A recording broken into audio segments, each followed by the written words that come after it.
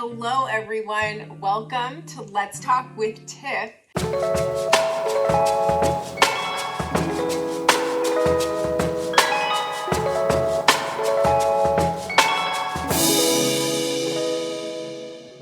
We are on episode 2, so I'm very excited about this coming together again.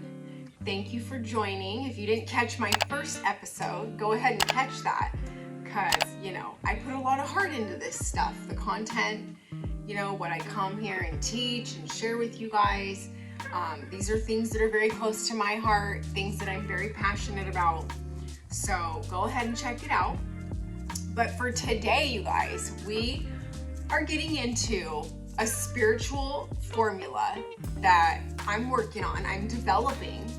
And, I want to share this as a tool for all of you out there, because life can be challenging and everything, it's always in motion. We can't control what comes our way, but we can control how we respond to what comes our way. And so let me ask you, what tools do you have in place when, shit hits the fan? Because that's going to happen, people. And we got to be ready. We got to have tools in the toolbox. And when something goes down, we got to be ready. So, ask yourself that. What do you guys do when emotions rise? The motherfucker comes into play. And, let me back it up a little bit right there, because if you follow my Instagram, you're going to see a whole lot of talk about the motherfucker. And let me introduce what that concept is right here, right now. So, the motherfucker, you guys, this is the voice right in there. That voice in your head, that constant dialogue, the chatter, where your insecurity is coming from, where your doubt comes from, your worry. These are all thoughts, okay? They are feelings.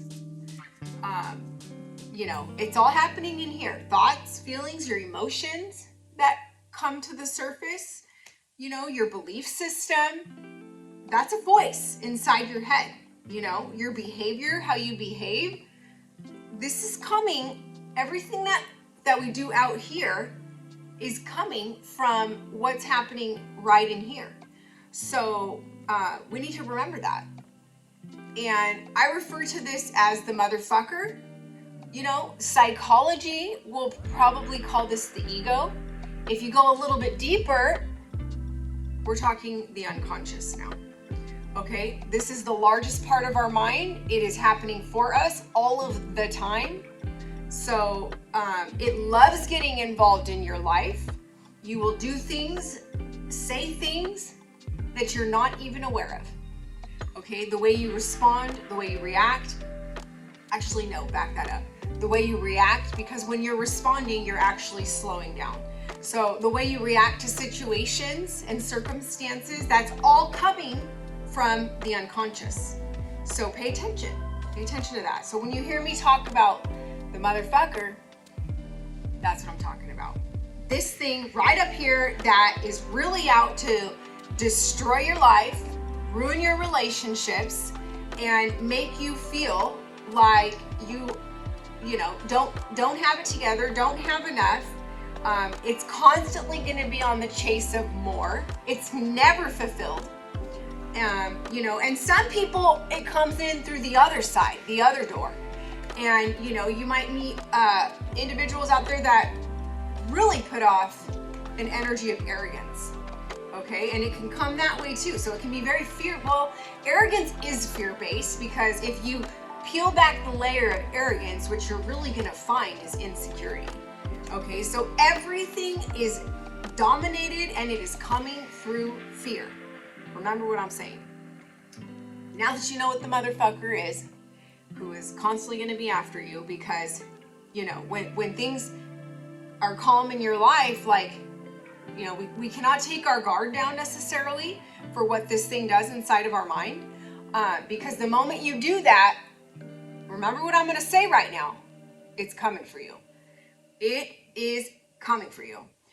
So you got to be careful the way you talk. the way you think, the way you feel, all these things. Like, check in with yourself by slowing down.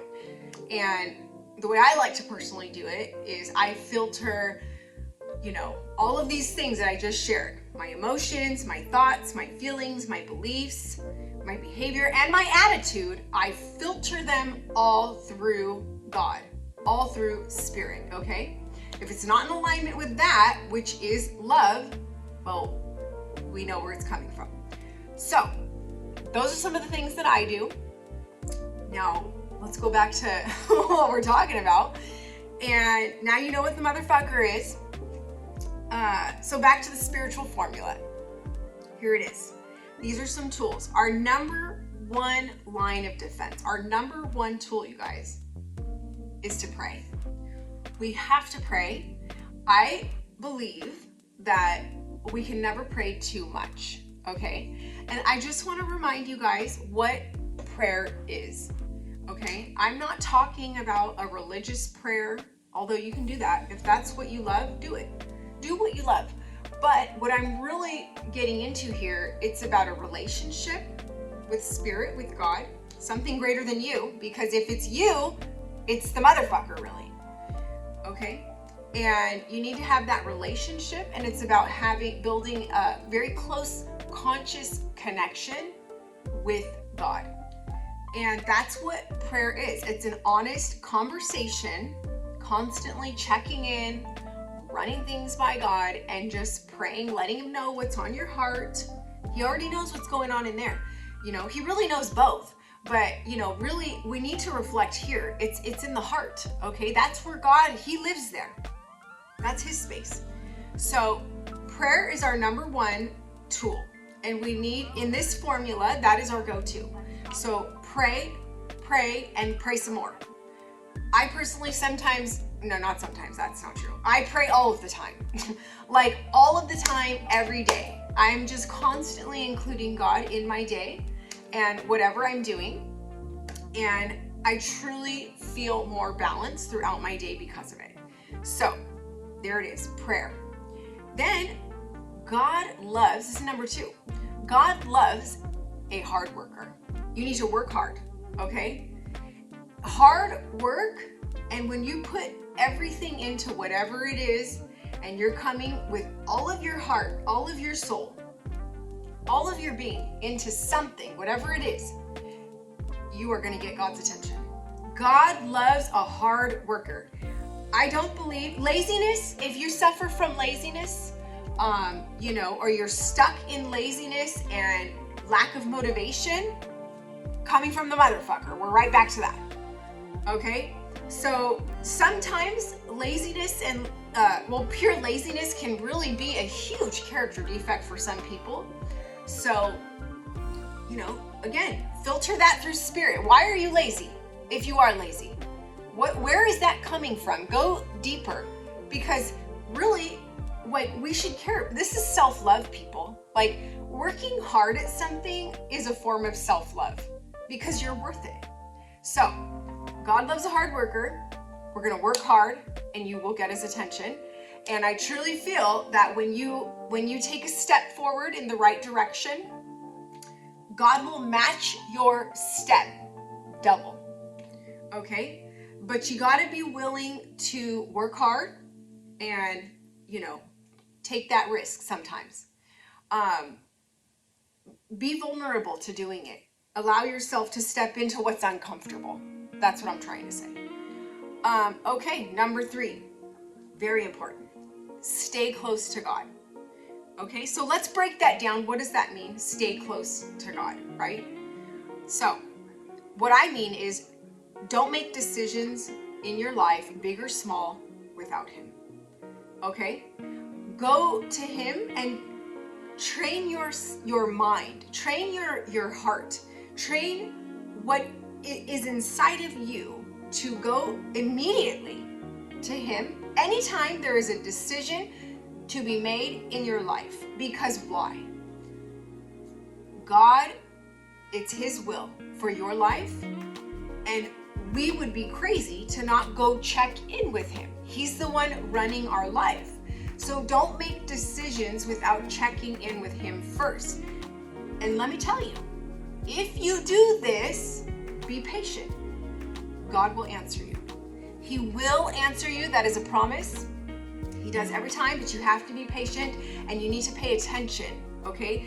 See, spirit has a language, you guys, and you need to learn the language. And I'll tell you a few things like off the top of my head. You know, we need to pay attention to numbers.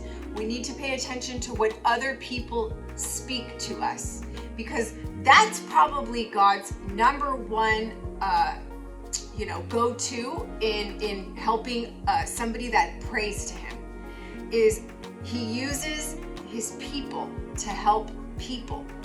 So pay attention when you're praying for things and you come across someone, or it could be a stranger, it could be a friend, it could be a family member, and all of a sudden, they speak something to you that has been on your mind. It's been on your heart. It's been something you've been struggling with, okay? Because God will answer you and he will speak through people, okay? So you got to pay attention to that. I personally always pay attention to nature and what's around me. If you continuously see, I don't know, like lately, I'll be honest, like this is what I'm seeing is turtles. I'm seeing turtles everywhere I go. It's like, and I haven't done it yet, but I feel it in here. Like, make this quiet and connect with your heart. And then there's something there. There's like a message there. I need to go and look up the spiritual meaning of seeing turtles, constantly turtles. And these are just a few of the most common ways spirit will talk to you. So, be mindful of those things, have your heart open to it and learn the language. But again, so we don't make decisions without God. Now, next thing, we always run things by him. Always run things by God. Like, again, we're right back to the decision making. But for me, like, I like to make my decisions by checking in with him and, running things by him. Because the truth is, I have the motherfucker in my mind. That's just a default of the human experience, okay? We are having a spiritual experience if you dare to step into it. But the default of the human experience, which is really meant to be spiritual, is going to be ran by the unconscious, okay? So if you're not aware and you're not actively slowing down to be present and pay attention to what is happening in your life, in your relationships, in your environment, okay? This is gonna take over and it's gonna do it naturally, on its own. You have to make a conscious, you hear that word again? There it is. Choice, a conscious decision every day, and sometimes all day long, and I teach this, okay? God has given us the gift to begin again. Do you understand? Begin again. You get to push start over anytime you fall out of consciousness, okay? And that's the beautiful thing about surrender, which comes from spirit. Anytime we screw it up or we become self-centered, which we'll get into, we can begin all over again. And we just invite God, we invite spirit back to the moment, the present moment, to help us. And God is so loving, he's gonna show up for you. So, to circle back again, we need to include God and we need to run things by him. Because, God has the plan, people. He's got the plan to your life. And that is a scary thought when we think about being in control. Have you guys thought about that? Like, seriously, really thought about being in control of your own life. We cannot see the big picture, okay? We don't know what's out ahead. We don't know, necessarily, is this the job? Is this the relationship for me? Should I take this class at school? Like, these are big life situations, circumstances that if we go to him, he can help us. And we will save so much time being miserable and making the wrong choices, because when we screw it up, like we kind of say this in recovery, like my best thinking got me whatever, blah, blah, blah. And our best thinking isn't the best, his is. So make decisions with God, include him, and always run things by him. And wait on him to make a move, okay? There are times where God's gonna wait on you, and it's kind of like what I just talked about. If you make a move, okay, in the right direction, God will match your move double. I swear he will do it. But you gotta step into it. It's the right direction, and you're basically like leaping over fear, and you're like, I'm gonna trust God. I'm gonna go for it. I'm gonna trust him, okay? And if you do it, and you're in the right direction, the path of his will for your life, oh boy, watch out. You got his attention. He's gonna match you double. So that's one of the beautiful things about him. And so don't, when I say wait on him to make a move, we're back to decisions though. So sometimes God, we want to do things impulsively, right? Because that's how the motherfucker operates. It wants what it wants, and it wants it now. So we need to pause. We need to check in with Spirit, God. And, we have to ask the questions, the right questions, and wait on God to make a move.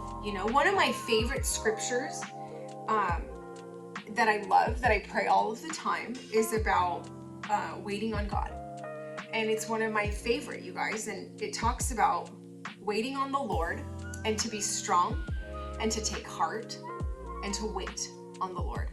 Okay? Because truly, we can get ourselves into trouble if we move through our life impulsively, and we just act out of like what we want right then, And so I've learned the hard way. I really have. I've learned the hard way in relationships. I've learned the hard way in school. I've learned the hard way at jobs. I've learned the hard way, even when I was out renting an apartment, like all kinds of different areas of my life where I would just make decisions impulsively, and I didn't run things by him, and I didn't ask the right questions, and I didn't check in with him, and I would find myself in pain. Maybe not physical, although I had that too, but I'm talking more about emotional, okay? Emotional, like distraught, confused, just not all mentally there. I would show up to work and I couldn't perform right. And these are the things that happen when we don't go and check in with him and make decisions with him. So that's what I have to say about that. But we're not finished yet. There's one more here. It's don't take your focus off of God. Okay, and this one, you guys, is one of the most important. It's right there with prayer. Like, prayer is number one, but don't take your focus off of God. Okay, and this is something I wrote, and I go ahead and wrap your head around this for a minute.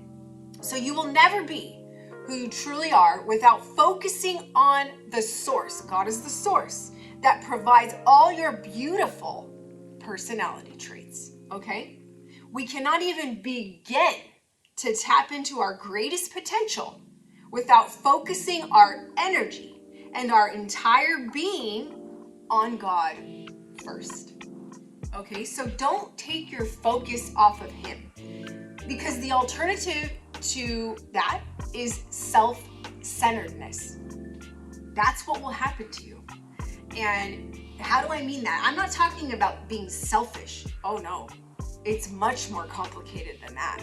Being selfish is very direct, okay? I almost feel like it's easier to just be selfish. But when you step into self-centeredness, everything revolves around you, in the sense that you can easily turn into victim mentality. Your viewpoint is everything is happening to me. Another thing, right?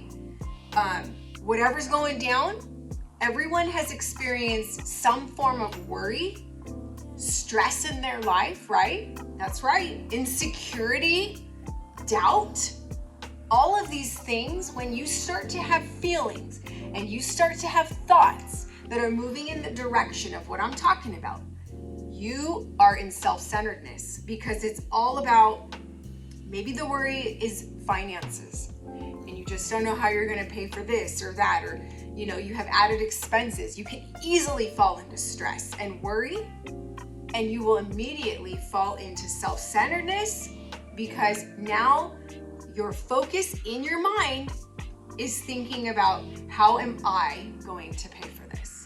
How am I going to provide for my family or whoever it may be with this added expense? How am I? All of it becomes centered around the self, and it's coming from the motherfucker who wants you to live in fear, okay? And God is the opposite of that. He is the exact opposite of that. This is about trusting him, okay?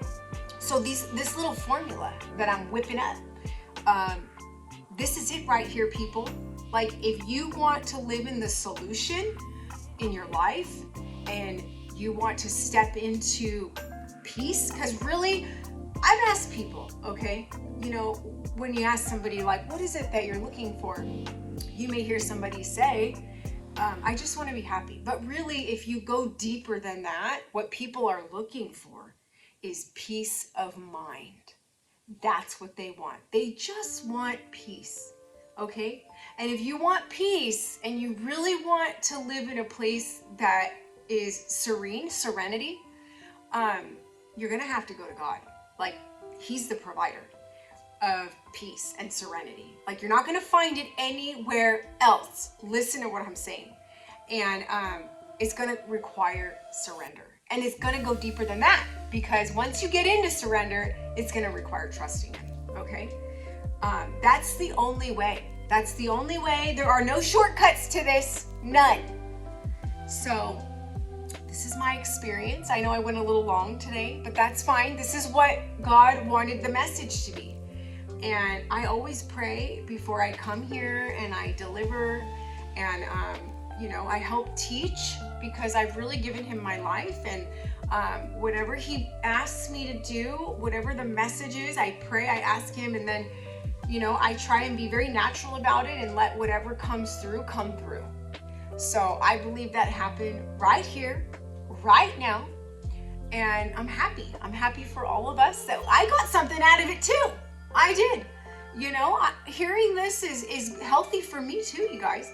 So let's all remember the formula. We need to pray. We need to work hard.